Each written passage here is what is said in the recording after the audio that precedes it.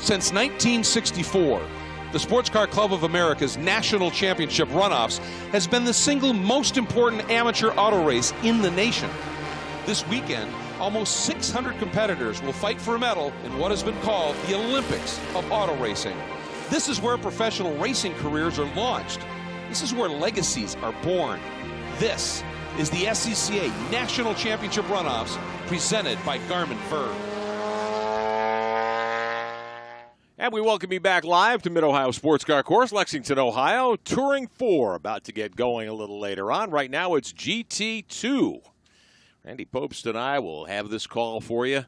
Jeff Lepper on pit road. I'm Rick Benjamin. Good to have you with us on this sunny, warm Friday afternoon. Day one of a 3-day run here, as we always do in these SCCA National Championship Runoffs. We've seen some terrific action so far. We're looking forward to more of the same as we get going here this afternoon in GT2. And this ought to be a very, very competitive field of drivers. Tim Kesman's going to take us for our Garmin Verb pole lap around Mid-Ohio Sports Car Course, although he did not earn the pole here today.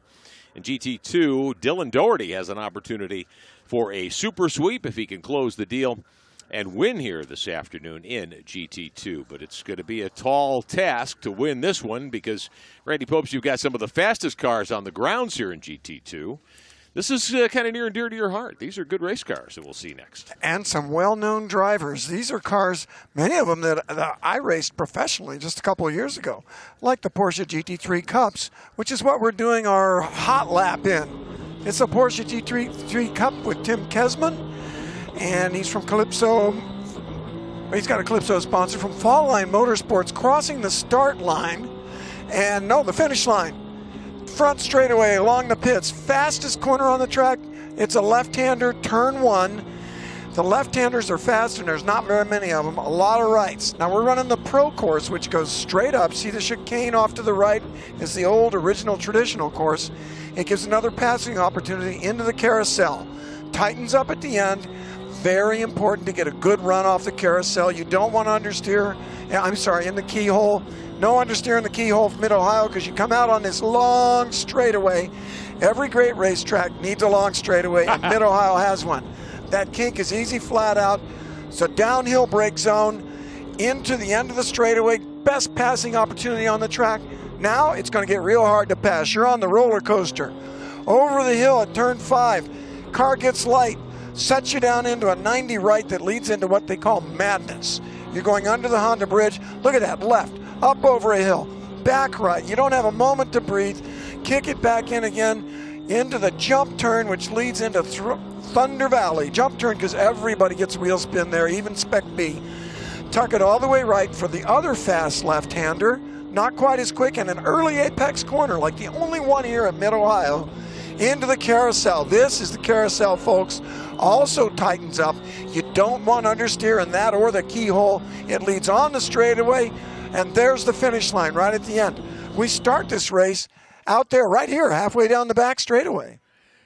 This will be a terrific event, certainly. You've got Kesman, one of the Fall Line Motorsports entries. That's a renowned team at all levels of sports car racing. Up front, though, as we take a look at the qualifying order in GT2, you've got some familiar names at the sharp end of the grid. Andrew Aquilani from Chester Springs, Pennsylvania, in the 33 car. He'll be on pole in that Corvette. That's the Phoenix Hoosier Hawk Varsity Chevrolet. Andrew Aquilani with a lot of wins at this level in that 33 car. Trent Hindman from New Jersey alongside in the BMW M3. He's a hot new kid on the pro scene, too. Absolutely. That's another Fall Line car. Second row, Scotty B. White, who's been doing this for a long, long time. Autocrosser. Yep, no question about that. He runs in several different categories and should be a contender here today. Qualified third. Taz Harvey from Danville, California. Talk about names that have been in this a long time. Yeah, and he's got an RX-8 GT car, which I drove at Daytona about 10 years ago. Jonathan Starr will start at the 5th spot. Dylan Doherty lines up 6th in that Porsche GT3 Club car. And then you look back, you've got Aaron Quine in a Trans Am 2 car that raced here professionally. You've got Mike Bowden in the Fall Line 47 car. You've got Tim Kesman, his teammate, in the 4, the Calypso Lemonades car. Just some fast equipment. Yeah, it's a cool track and a lot of I see a lot of pro experience in the top of this field. And it is a deep field. Goes all the way back here to Tom Patton and the Sunbeam Tiger, who's been running since I didn't have gray hair. No, way before that, since I didn't have wrinkles. And that's my favorite car in the whole field. I love them all. And Trent Hindman, you look for that kid. He's hot stuff. And this is Joe's Trimtex BMW V8 powered supercar going up against Andrew Aquilani in a terrific Corvette who has dominated this GT2 class in the past. This is going to be a big hot race. And you see that Camaro warming up back there? That's Aaron Quinn.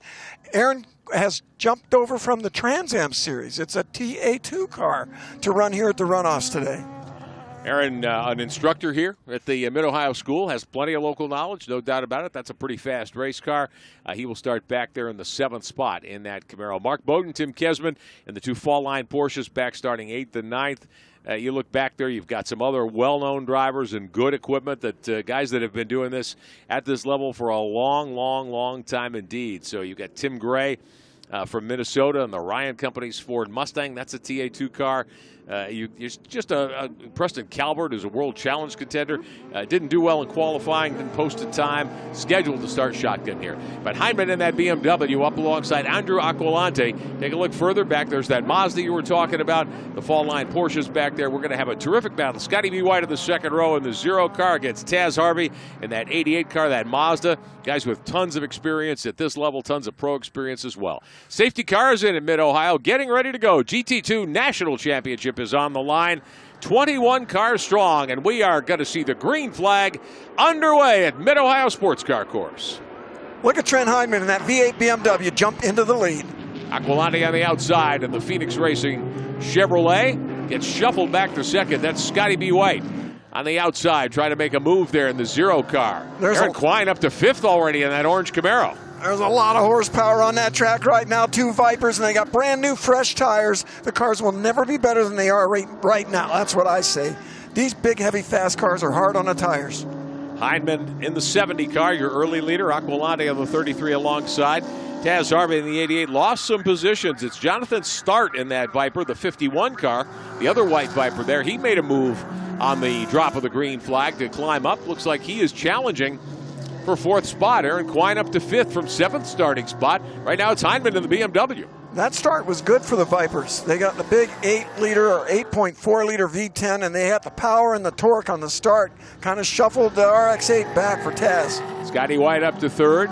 Start sitting 4th there in the 51 car. 5th spot belongs to Quine. Then you've got some of the Porsches right in the mix as they come up the short straightaway to the keyhole. Jonathan Start was running very well in Spec B just a year or 2 ago. Yeah. That's a step up right Boy, I'll there. tell you. Yeah, from a B-Spec car to one of these cars, no question about that. And for the first time this weekend, this day, Randy, first day of racing here on Friday, I could feel the booth vibrate when those Vipers went by. Yeah, that's the truth. Is that what that was? Absolutely. That V10 power, and then you've got V8s, of course, the Corvette in the field up front, Aquilane's car in 2nd spot, 3/10 back behind Trent Hindman in the BMW. These are some fast cars. They're down in the 25s in qualifying. That is cooking around here.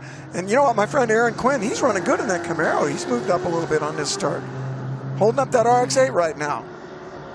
Look at that. They're getting air over that. Oh, yeah. Over the madness there. It looks like he pulled a wheelie. Hindman in the Trimtex BMW, Aquilani in the Phoenix Chevrolet, 1 and 2, and then the 2 Vipers, White and Start, next in line. I say that Corvette's faster than that BMW. Whenever a car's plugged into one like that, he's quicker. He's just got to look for a way by, and I think Andrew's got enough experience now. He's going to wait for the right moment, see if he can find a clean, easy way by. He looks quicker. Heading down to turn 1. Not a bad passing zone if you get the right run coming off the last corner. You got to get a run. If you don't, you're going to hit him. It just isn't going to happen. Here's Aquilani, fakes outside, comes back inside, but Hindman has him covered. Oh, look at that. He's trying to make him nervous. Yeah. Either that or he suddenly let go of the wheel. You know, maybe he sneezed. These things are responsive, Rick. No question. Oh. Aquilani puts a left rear off into the dust. He asked for too much, got the power too early, and ran out of track. Gives Hindman a little bit of a gap out on the straight. That's an important corner. If you're going to blow any corner on this track, that's the last one you want to blow because it hurts you the longest time. Oh, absolutely. All the way down that straight. Yeah. But Andrew caught right back up again anyway. That vet's faster than that BMW. Let's see if Trent can keep him back there. Hyman with the lead by about a car length over Aquilani. They have started to pull away from the two Vipers. They're 3 seconds to the good over Scotty B. White. I swear to goodness, he's doing a wheelie over that jump in the middle of madness. I'm impressed. That's V8 power digging hard coming down the hill. I want to see a stop action of that, man. That's incredible. Trent Hyman, young, very talented. I've seen him run a fall line BMW. I think he's a championship guy over in the Pro Series. He's always in the hunt. Out of the carousel. Andrew, for that matter, too. Aquilani has pro championships. Absolutely. At this level, GT2, you got some talent. They're gapping those Vipers. Hyman out in front. Aquilani second. Long way back to Scotty B. White in third. Fourth spot. The other Vipers falling off the pace. Sir. Aaron Klein back there. Looks like maybe there's a lapped car in the mix there. We'll see what this timing and scoring shows us. That's Taz Harvey. That's Taz Harvey in my RX-8. There you go. The RX-8, I still see your name over the door, I think, Randy Post. I'm not sure. Maybe. This thing is a great handling car. Rear transaxle, front 3-rotor Mazda rotary. It wails like nothing. Look at the gap he pulled in that corner. Over Aaron Klein. Now, that is a V8 Camaro. That's a Trans Am 2 car, tube frame race car. And I think they're going to reel him in a little bit on the straightaways. The Mazda runs light. Look at that. Reeled him in a lot. Well, this angle's a little. Yeah, he reeled him in. Now, let me ask you a question. And for those who've seen those cars and recognize the silhouette, was that a Grand Am GT car a few years ago? Yes, it was. Yes, sir. We got a 5th at Daytona in that car. It was the loudest thing I've ever driven. Whoa, that's a hard pass to pull off there. Yes, it is. You got to be careful trying for a pass down at 6. Dylan Doherty in the 24. Right there, the blue Porsche trying to get by the 51 of Jonathan Stark. They trail Aaron Klein, who sits 5th. Yeah, he must have gotten that Viper a little sideways. He lost some positions. He was up there a little further earlier on. Jonathan Stark back to 7th. He lost 3 spots on the last lap. Here he is in the 51, charging the carousel, which may not be what you want to do. You got to make it wherever you can. You got to apex later with these more powerful cars, too. You can't just power it early and track out. You've got to straighten up that exit and drive every corner, slow corner, a little bit like a drag race. Slow it down, point it, and then rip out of there. Taz Harvey sitting 4th right now in the Mazda, the RX-8. Klein 5th in the Chevrolet. 6th to start in the Viper. Taz is getting his act together. He's on the move. You can see him gap in the field there. I think it takes a while to get free from the high-powered cars and use the handling he has of his pure race car lighter chassis. GT2 allows a lot of options. Oh, yeah. You can have different engines, different cars. Different frame configurations, all kinds of things. The Porsches are mostly really Porsche unibodies as a start. A lot of the other cars are tube frames. The Vipers don't look like they are. They look like they're a real Viper, which is a tube frame, actually. That's like a second-gen Viper. Excuse me. Aquilani in 2nd spot, about 10 car lengths off the lead. Let's get an update downstairs to Jeff Lepper. Well, Preston Calvert lost all of his qualifying times because he changed cars. The crew worked all night last night to try to fix an oil leak on his GT2 car, but unfortunately could not find out where that leak was coming from. He steps into Joe Aquilante's T1 car, starts last in the field. He's a busy man this weekend, though. He ran the T2 race earlier. He's flying a red-eye flight out to get back home to give his daughter away in a wedding tomorrow. Wow. Now that is a busy weekend. That's wonderful. Mixing family and racing. She should have just come here and got married at Mid-Ohio. I've seen it done. Yes, it has been done. In Phoenix Performance, the Aquilani's run a variety of cars, a variety of different categories. Preston Calvert drives for them in World Challenge in GTS competition and GT Cup competition. And so he gets a lot of seat time in a lot of different areas here. Great preparation company.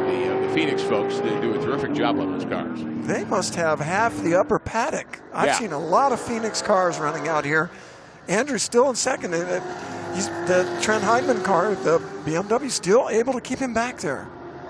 Hyman in that blue and white BMW. Oh, and one car off in the dust. It's a Corvette. That's not our buddy Calvert. It might be. It is. It's a Phoenix Corvette. Let's take a look. It is not Andrew. Andrew Aquilani. Big mistake. Or is that Preston Calvert? That's Preston Calvert in the GT2 car? Either a big fat brake failure or I think maybe a bad downshift. Got the wrong gear and locked up the rear. Got it upset a little bit going into the corner. Yeah, maybe. That's Preston Calvert. something went very wrong, probably due to maybe his lack of familiarity. He just jumped in that car. Yeah. So that is Calvert in a team car. The car running in second spot right now, Andrew Aquilani. I saw the Phoenix in the black Corvette, but as Jeff Lepper just told us, they brought the T2 car out for Preston Calvert to jump in. So Calvert starting at the back, his day over early there as he is beached outside the keyhole. And there's a yellow in that corner, so that eliminates that turn 2 potential. 24 car continuing to circulate in 7th, Dylan Doherty in the Porsche. There's Taz Harvey running 4th in the Mazda, the 88, in front of Quine, who's 5th. Start 6th in the Viper, then the 24 car. Right behind him, Tim Kesman in the 4, one of the fall line Porsches. That's the Calypso Lemonades Porsche. He and his teammate, Mark Bowden, they're running 8th and 9th right now in this TA2 field. Those two cars in Trans Am a couple of weeks ago at Road America in a driving rain. In the overall battle against Trans Am cars, they were 2nd and 4th. Bowden finished 2nd in the race. Wow. To eventual winner Cliff Evan. He just told me that if it rained, he was going to lap the field. I wouldn't doubt that a bit. And it does rain here, and it didn't. Bowden has already had a good day. He's already run 2nd. I think it was in T2 in a Cayman. But he wasn't feeling good about his chances here in the dry against these GT2 cars in his Porsche. Good team, though, and a couple of very capable drivers. Kesman, a great guy from the Milwaukee area. He is the founder of the Calypso Lemonades brand. There you go. We know what he'll be having after the race. He will serve up some Calypso Lemonades, I'm sure, when things are done here today. Jonathan Starr was kind of making a run there at the Aaron Quinn Camaro, and now he's faded a little bit. And maybe he got it hot. I don't know. We'll see what happens here in the longer run. You've instructed a lot of great drivers in the course of your long career, Randy Popes. And you know if it's a track where you're an instructor pretty much full-time, Aaron does that here a lot, you know this place like the back of your hand. He's going to be tough to handle here. There is such thing as a home track advantage. Absolutely. You know all the little inside You know where the bumps are. You do. And you know where you might be able to gain a couple of hundredths here in certain places. I think Aaron Quinn's running higher than he expected to. He's in a good position there. Taz Harvey running good in that wailing Mazda. Yes, he is. He's 17 seconds behind leader Trent Hindman in the BMW. Aquilani, Scotty B. White, the rest of the top 3. Harvey doing a nice job. I haven't seen him race in a long time. Good to see him out here, but about 4.5 seconds behind the veteran Scotty B. White, who I think is in 4 classes this weekend. I think that's right. Is he? We've seen a lot of that. Drivers Here comes Aquilani, classes. Challenging for the lead against Hindman. Oh, he's all over him. Hindman got the start. He timed it just right and outran that Corvette around the outside down into turn 5. Randy, you and I talked about this earlier in the day. Picking your spot to pass at a road course, crucial part of strategy. It is, and it's difficult at Mid-Ohio. There aren't many opportunities. For one, he's not going to be able to pass here going into turn 2 as long as that Corvette is still in that gravel trap. Not allowed to make a move there. You have to settle down and ride. There's the safety car on the outside. They're going to throw a tow strap probably to Preston Calvert. The hot pull you were describing earlier today, God bless him. I would not drive out there myself. Yeah. I'm not that brave. Yeah, hope your insurance is paid up, and we know it is. There's no question about that. The fact is, drivers are supposed to be careful of that. Yeah. And 99% of them are. You see a yellow, you know there's a car in the gravel, you know they're going to come and pull him out, so you know to be a little bit careful. You don't have to stop. You just be careful enough that you've got complete control. All right, let's get an update from pit road. Jeff Lepper. Well, Seth, it looks like Trent Hindman's able to keep ahead of that Corvette right now. Do you think he can maintain this pace all race long? Yeah, we set the car up for the long run, not so much for qualifying. So I think we should be pretty good as long as he can keep it behind, maintaining constant lap time. He should be fine. Now, Trent's coming in here to the runoffs here and took a couple races off, but come back. What's the reason for that? We just really want to prove what this car can do. And we got Trent here to do it for us. He's really busy running multiple series, and this is the only ones he could really make, so that's why he's here. Well, Randy Pope said Phoenix Performance has the upper paddock. I got to think Fall Line Motorsports controls the lower paddock. That's the truth. Good face-off between those two teams. There's no doubt about that, and we've got them right here, 1 and 2. I wonder if he would be as confident if he could see this TV feed and see how Andrew Aquilani is dusting his bumper all the way around this track. Aquilani's had his opportunities here. He has been right on the back deck lid of the Fall Line BMW that Trent Hindman is driving out in front. And you just kind of get a sense here that Aquilani is a little quicker maybe and just needs an opening. It could be. Trent Hindman doing a great job. That's a very special car built there, the Tremtex Fall Line BMW. It's V8 powered. It's a serious machine. You pull off that bodywork and it comes off, and it's pure race car underneath. The Corvette kind of comes pure race car. Yeah. So, I mean, that's a serious machine too. And look at the way these guys, they have left the field. They've got a 17-second lead. Uh-oh, we got one car limping. Oh, that's the Calvert machine, isn't it? The 32? No, not sure that is. No, doesn't look like it from the back end. Does not look like a Corvette. Calvert's out of the sand trap and probably has been towed back to the garage area here. But here comes Aquilani again. Like a lot of drivers we've seen today who are challenging, he's been able to make a little bit of a run coming to the carousel.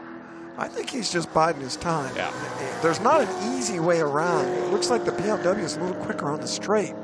So he can't pass him in the easiest and best place at the end of the straight. So he's studying. I guarantee you he is studying, looking, okay, where am I going to get this guy? Takes a look to the inside, headed to the keyhole. I like that. Now the yellow flag has been put away there, so Aquilani, it's open season up in the keyhole if you could get something done up there. Yes, sir. I'm glad they did that hot pull successfully, got him out of there safely. Good work. And I had a Corvette behind me like that back when I was racing the K-Pax Volvo, and he was jumping back and forth in the mirrors, and I'd had a tough couple of races. I just wanted to finish.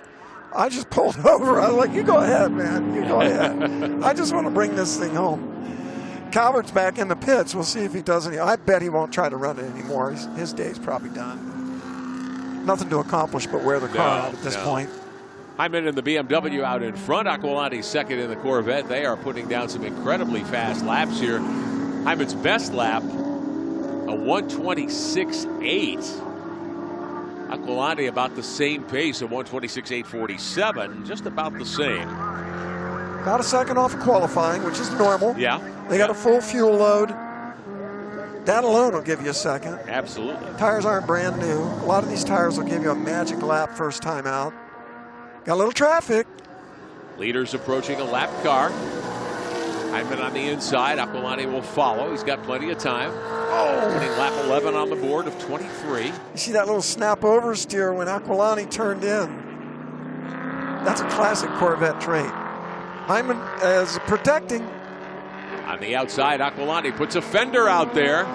Can he rim ride and get around him here in the carousel? Oh, that's hard around the outside. Right alongside. Hyman drifts it out, but gives Aquilani some room. Does him a favor. Yep.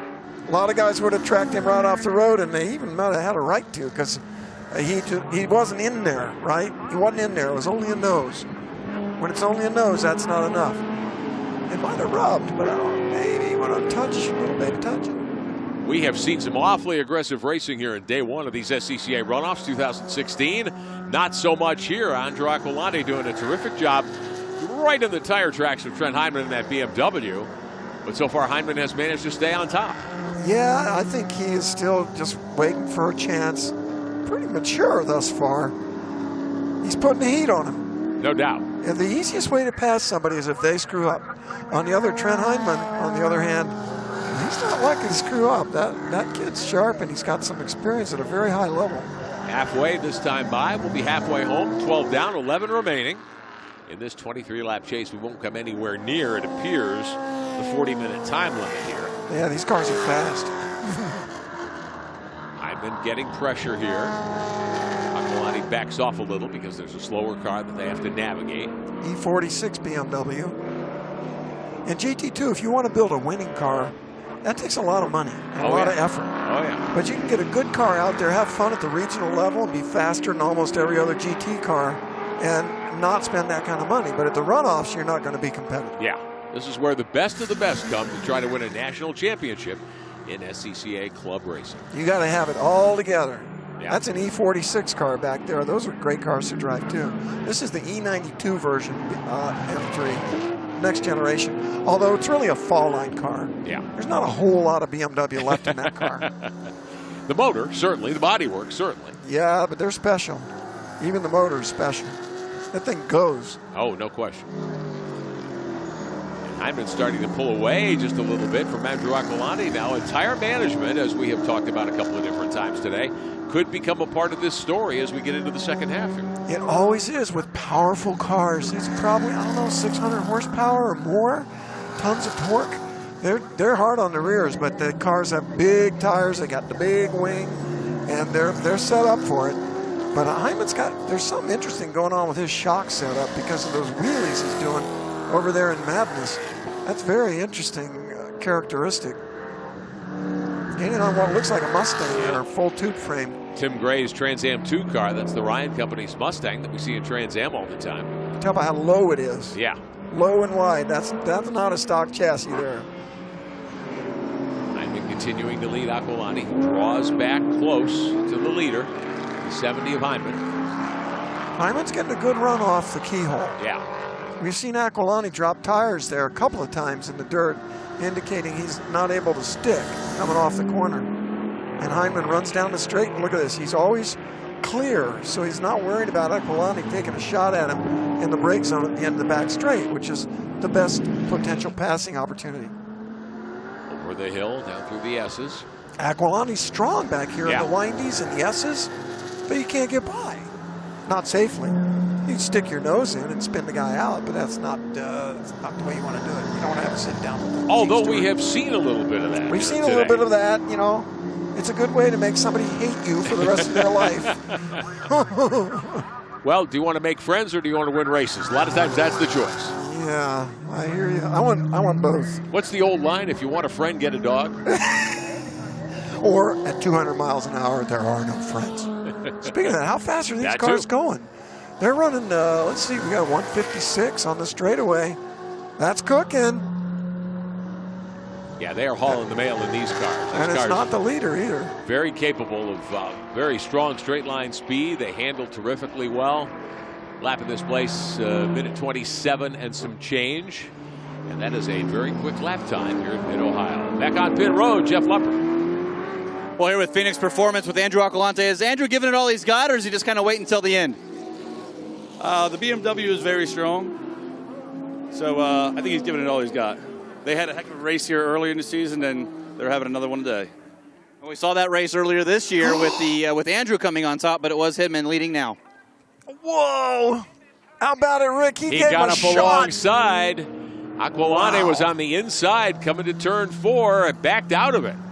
Yeah, there was some generous work there. You know, Aquilani looked like he was in there. Whatever else you can say about these two competitors, and we just heard from Andrew's crew member there that these two cars and drivers had battled it out here in a regional earlier this year in Mid-Ohio.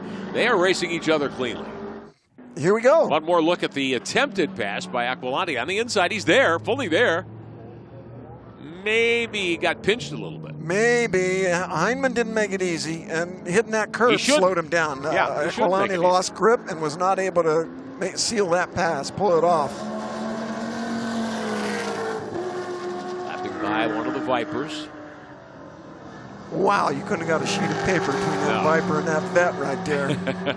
The Corvette is faster in the corners. The BMW's got a little more power. We see that with our top speed data from the speed traps. The BMW's run about 151. The Corvette's around 149 to 150. So it isn't much, but it's enough that he can't get there. Well, he got there that time. Yes, he did. That was amazing. Well, and you see this sometimes, and Andrew Aquilani's been doing this for quite a while at a very high level, as has Trent Hyman. A driver will make a run at somebody he wants to pass just to see if he's got enough to do it, and then maybe back off, pull the tires down, and wait. We've seen a couple of last lap passes for victory already here today. Wouldn't surprise me if we saw another one in this race. Yeah, it could be. And the top speeds we just saw, that's interesting. The Scotty B. White's the winner at 156 something. But we've got a couple of 156s. You expect it from the Viper, but look who else is fast. Aaron Quinn. Yeah. In that TA2 car. Yeah, with a 155.7. Well, those are fast race cars. I mean, they are essentially a spec engine car, but they make about 600 horsepower. Car's not very heavy, and they're built they handle terrifically well, and they're very capable race cars, no doubt. You said handling. It just goes to show you, speed alone does not make you fast at Mid-Ohio. Especially not at a place like this that's, again, 13 turns over just 2.25 miles. Yeah, the leaders they're out front, yet they're several miles an hour slower on the straightaway. Exactly. That's why that start was so tight. Some of those Vipers and things had enough power. If there was a little longer run, they might have gotten ahead of them, but they didn't make it. The lead last time by for Hyman was 0.4 of a second, a little more than 0.4. Scotty B. White nearly a lap down right now to these two leaders. This is going to come down to racecraft. Yeah. I think Andrew Aquilani, it's pretty clear he's got a faster car. A faster lap time. But getting by a car that's more powerful with a good driver is the toughest job there is in road racing. Yeah, and Hyman has not gone out of his way to make that car extremely wide, but to make a clean pass is another story. Yeah, Hyman's not slow. He's not slow enough to just go by or just dive bomb. Or maybe he will. I mean, Aquilani put a surprise move in there, almost made it work. Yeah. If it was the other way around, I'm thinking Andrew might not have given him much room either. Quine challenging Taz Harvey for 4th spot. Quine in that orange engineered component 69 car against Taz Harvey and the Mazda, the rotary-powered RX-8.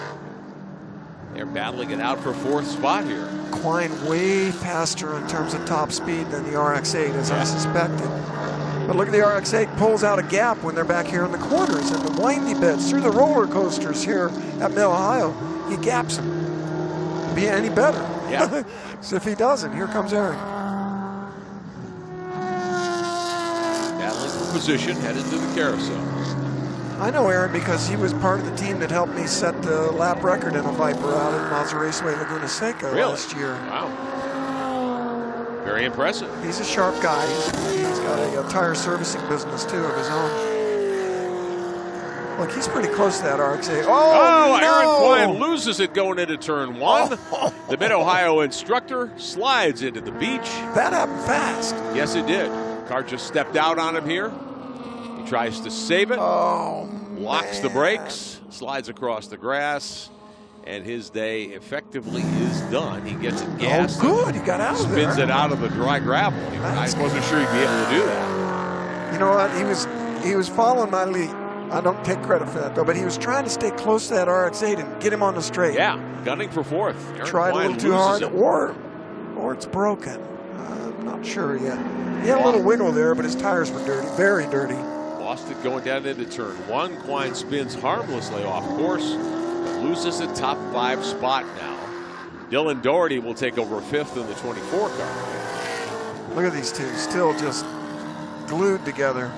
I think if Aquilani gets by him, he's going to gap him. Yeah, it would appear so. If he can beat him to the end of the straightaway once, I've been in this situation. If I can just beat him to the end of the straightaway once, I got him. Yeah. Boy, and he almost did. Almost did. That was 5 laps to go that time by of our 23-lap run, 52 miles or thereabouts. Already? Yeah. Wow. It's been a very fast race, no cautions. Fast lap times, too. That little kink there is an easy flat out on the straightaway. It's like a curving straight. Top 2, here's Aquilani again, taking a look to the inside at the end of the front straightaway. Well, the main straightaway, let's call it, the long straightaway here with the kink. Yeah, he looks stronger in the brake zone. He definitely looks better down through here. Entering madness. Look at that wheelie. I didn't see it that time. I think it's when he gets way inside. Maybe he catches a little bit of that curve.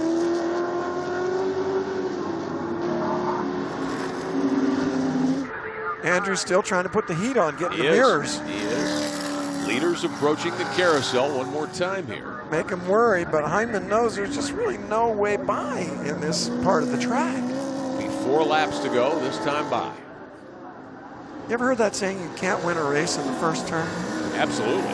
Yeah, you can. You get ahead of a car that's slower, and then you stay ahead of him the whole race, blocking him in. He's not blocking, but he's in the way. He's in the lead.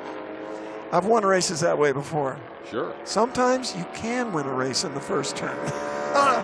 But you have to pull it out by being cool and the rest of the race. You have to make the move and then establish that you belong in that position, that you belong up front.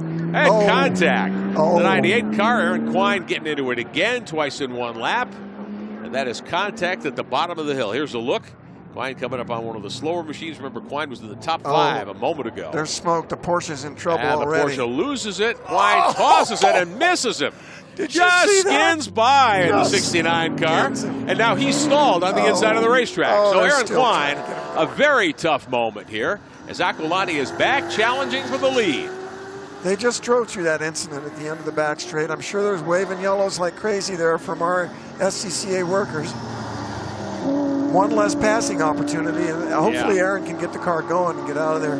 That Porsche just spun all by himself, and Aaron did his best to miss it, but that Camaro looks a little twitchy to me, boy. It comes around quick. It's when it become comes around. that all of a sudden. Yeah, maybe. Maybe he got a tire going down. Could be. It's unusual to see a car come around that quick. Like when he turned in, and then car spins. Usually you can tighten it up a little bit and miss him. 3 to go for the leaders down into turn 1. With clean racetrack to enjoy right at the moment. Going to be interesting to see what Andrew Aquilani's got dreamed up here, what he's got cooked up. He's had a long time to think about it. He's tried Heinemann in a couple of different places on the racetrack. You'd think by now, as he gets close again on the outside of the keyhole, you'd think by now he would have developed a strategy to say, okay, if I'm going to get this done, here's where it's going to be. I think it's going to take more than one corner. And we love close finishes as fans of this sport, Randy Popes, as broadcasters. We love to see stuff happen on the last lap. But if you're a driver, you want to wait till the end if you think you can get it done, because you don't have to defend for very long, right? Yeah. Oh, Aaron's still there. He can't get that thing running. Boy, and he is close to the line there. He's got to wheel up on the asphalt. I guarantee you there's a yellow in turn 7 or 5 at the end of the straight, whatever number we're calling it today. Phoenix Racing Crew keeping an eye on this battle for the lead. That's going to help Heinemann, because it's one less opportunity, and that's where Aquilani almost got him. Aquilani needs to get a nose under him in one of these corners and then just kind of carry it into the next one. He's had that more than once here today, but has not been able to take that opening that he's given himself and make it work as we work through the carousel one more time. 2 to go this time by. See him set up? He's set up wide to try to get a run onto the front straightaway to see if he can get him down into 1, but the BMW is coming off the corners well. And Heinemann's a veteran. He's a pro. He knows how to hold people off and get the job done here. And he's doing a great job so far. Was that a double yellow in 1? Yep. Wow. Double yellow, full course caution. So this one may end under caution, depending on how long it takes to get Aaron Quine rescued from the S's. My goodness, with 2 to go, I can't imagine they're going to restart this. Wow. That might be the race right there. Could be. Heinemann with the lead, That's what they're Aquilani in talking second. about. Scotty B. White a distant third. Not anymore. No, he'll be able to close up potentially here. But look, Heinemann's going like, well, I'm not in a hurry. What? Well, did Trent Heinemann have a problem down there, or he just stopped to gesture to the flag stand? Like he was gesturing like go or something. I don't know what that was. He was waving to the starter who's on the main straightaway, the long straightaway flag stand where we get the initial green and nothing else. But it is, of course, a flagging station. I'm going to say that he's saying, let's just race. Yeah, maybe. But that is, like you said a moment ago, a dangerous place on the track. He is driver's side to the asphalt, facing the oncoming traffic, and one wheel up on the racetrack. Now, the fast line is to the right of the car by a good bit. Yeah. Still, if anything it's goes pretty wrong, easy to envision a scenario where bad things could happen. Yeah, especially on the last lap. I think this race is over. I don't see how they can possibly restart it, which is really a darn shame, because I wanted to see what Andrew Aquilani was going to come up with. And I'm sure he did as well. And I'm like, Aaron, start the car, man. What? Oh, something went wrong there. Well, remember, Quine went through the gravel trap just before this happened. Yeah. And that was not his fault at all. Coming down the hill, the Porsche spun right in front of him. He threw the car sideways and avoided the Porsche. Yeah. You've mentioned a couple of times today, couldn't have fit a piece of paper between the two. That was another case like that. Oh, my gosh. And that There is you go. it. The crew celebrating. They won it. The fall line bunch celebrating. Indications are that this race will not restart. Yellow flags continuing out with the 1 to go sign. So they'll make this last lap under caution. And Trent Heinemann, if he can get home here, and you wouldn't expect him to run out of fuel or have any other kind of problems here, he will pick up the victory today in GT2. We've seen that happen. Yes, we have. I saw it happen to Johnny O'Connell at the Pirelli World Challenge race in Long Beach. All he had to do was ride the yellow to the checker, but he had no radiator, and he pulled over, and a second-place guy won. So Trent Heinemann's going to win this one. It does look that way in the Trimtex BMW. Trent's got a lot of family support, too. His mother, Kim, is a real sweetheart, and she's always at the races making sure that he's got the right car and he's taken care of. And he's in a good car there, so they're going to be strong. I've been trying to think of the owner, the owner of this car, Joe, terrific guy. I rode motorcycles with him outside of Road America. And Joe has run very well in that car. Sure. At Road America, he was in it. I remember got in some kind of a little tangle. So for Fall Line, this is a real accomplishment of a goal for them to get a runoffs win with this special car that they built with Joe. And that's his company, Trimtex. Well, they have done an outstanding job with that 70 car here all weekend long. And Trent Hindman about to pick up a national championship trophy, the gold medal from SCCA for the victory in the 2016 SCCA runoffs. And they're in third place. Scotty B. White, I mentioned he's an autocrosser, which is a sport in SCCA where you run your own car, kind of like slalom skiing with your car in a big parking lot or airport runway going around traffic cones. It is a terrific sport. It's how I started. That's why I like Scotty. I get all excited about that because I started out autocrossing when I was in college. And if you don't want to spend the money or have the risk of road racing, it's a great way to get competition and go. Actually, there's some really nice cars running autocross. Sure. And it has this intensity about it. It's kind of like the back half of Mid-Ohio. Yeah. You're always turning. Usually no hills, though, but once in a while, if you get the right side. Lots of fun. Spent a lot of years autocrossing. Checkered flag will wave with the cars coming down pit road. And Trent Hindman is your winner in GT2 in the Trimtex BMW. Andrew Aquilati will take home second, and Scotty B. White will round out the podium in the Zero car, the Dodge Viper. He will finish in third spot. So the safety workers applauding the front runners as they come down pit road, and they will stop. Our Jeff Lepper will be talking to Hindman and to Aquilati, to Scotty B. White in just a moment. That's a real accomplishment. It is. He won that race with a slower car by getting a good start, making a good move in the first corner, and then driving consistently. Doing a great job all day long here. Taz Harvey will take home fourth in the 88. That's the Mazda. I think that, yes, the 88 car. And Dylan Doherty in his Porsche will come home fifth in the 24. Mark Bowden finishes sixth in the Fall Line Porsche, the 47. Tim Kesman seventh on the Calypso Lemonades Porsche, the 4 car. Jonathan Start gets eighth in the 51, the Viper. Tom Patton ninth in the 50 car. And Sunbeam Tiger. There you go. Patterson in the 98 will get credit for 10th position. That's the way they come across the line here in GT2 at Mid-Ohio Sports Car Course. All right, Victory Lane. Let's hear from the winner in the top 3, Jeff Lepper. Well, Trent Hindman, you're able to get the win. You only made 2 other runoff starts before this. Second place, your best finish. Win here today. Holding off Andrew Aquilante. You know, we got really lucky there at the end. Oh, thank you.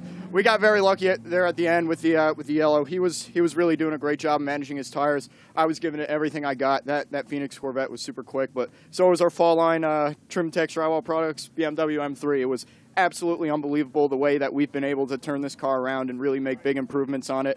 You know, we still got a ways to go if we want to keep running this thing, but at the end of the day, just a huge thank you to all the Fall Line guys, Joe Koenig and Trimtex Drywall Products. I can't believe that we got that lucky at the end there, but it was a great battle with Andrew, and big kudos to him. He's a hard guy to beat. Well, this young man now a SCCA runoffs champion. Great job for Trent Hindman as Andrew Aquilati jumps out. Absolutely, and that was as hard-fought a battle as we will see here this weekend in these SCCA runoffs, and no contact at all that we could tell. Just hard racing, start to finish. Hard racing. Among the top 2. Andrew got up next to him. He pinched him a little. He didn't pinch him a lot. And you know, and you come out of it. There were no body slams, no torpedoes, no dive bombs. You come out of it as buddies. Exactly. Like, yeah, man, you were there, and I was. Exactly. This is amateur racing. This is for medals and honors. Let's hear from the second place finisher. Here's Jeff. Well, Andrew Aquilante, I got to think just kind of ran out of time there, especially with that yellow at the end. Yeah, I mean, it's disappointing. You know, I mean, the race that Trent and myself had in June, this one, you can't be too disappointed with second place. The only thing I'm kind of disappointed with is the way the yellow and all that stuff kind of ended up, but it is what it is. So can't thank all the guys at Phoenix Performance enough. Chris, Bob, Joey, Marshall, Ben, Kurt, Craig, who came in for this weekend to help us out. all of our sponsors, Hoosier Tires, Hawk Brakes, Ron Davis Radiators, Varsity Landscaping, Susquehanna Services, John Yarish for the use of his car. We didn't beat it up too bad trying to get around him there somewhere in the middle of the race. But, yeah, just, I can't be too disappointed finishing second to Trent and kind of having a nose-to-tail battle that we had. We had a couple shots, but not quite enough. Maybe without that yellow, maybe we had something. There were a few things that I was looking at, and I saw the yellow down there. I'm like, oh well. Well, you're 6-time champ thinking, what might have been? I think next time, Rick, we'll see if he can do those sponsors in alphabetical order. Well, he passed the test in my mind, Jeff Lepper. No question about that. It was Dad. He forgot Dad. Forgot Mom and Joe Dad. Aquilani. Yeah. Come on, Andrew. Exactly. One of the great veterans of this brand of racing on the SCCA guy. national level. No yes, doubt true. about that. Well, it was an interesting battle, certainly in GT2. Dylan Doherty does not get the super sweep honors. He did not come close to victory in that race, but Doherty with a nice run to 5th position. Gap between the top two. If you're a GT2 competitor at this level and you're looking at the podium and thinking, okay, what do I have to do to get better next year? You better find some speed in that race car because Heineman's BMW and Aquilani very, very fast all weekend. All right, let's hear from our 3rd place finisher. Back downstairs to Jeff. Well, Scotty B. White, got to give him the recognition, finishing 3rd place in the Dodge Viper. However, he kept his helmet and his Hans on, hopped out of the car. They had a golf cart waiting for him. He ran tail over to the T4 paddock because their race is coming up next for him. He's got to race another one today, back-to-back. All right, we'll talk to him after that race, Jeff. That sounds devil. good. There's the 3rd place finishing Viper. Night Transportation, Scotty B. White is the man driving that car, and a good 3rd place finish for him. There's your top 5. Bowden in 6th, Kesman in 7th, the 2 fall line Porsches, Jonathan Starr, Tom Patton. Pete Peterson went out on lap 22. Peterson, a guy who's run these races for a long, long, long time, has a lot of medals in his closet. I remember him in Toyotas Absolutely. in GT winning. Yeah. Moved up to a Porsche. Spun down there at the bottom of the hill. But Pete Peterson, a guy who's had a lot of success in these runoffs down through the years in that 98 car. It was a great run. Heineman and Aquilani on the front row. Heineman got the jump on him on the start. Yikes. Aquilani's teammate Preston Calvert went for quite a ride here, but the gravel trap did its job, stopping him before he could get to the barrier. Aquilani took a look several times on Heineman, was never able to get up alongside and get the job done, but boy, they had a terrific battle over 52 miles here at Mid-Ohio. Wow, that was close. Oh. Terrific fight indeed. For Randy Popes, Jeff Lepper, I'm Rick Benjamin, congratulating your national champion in GT2, Trent Heineman.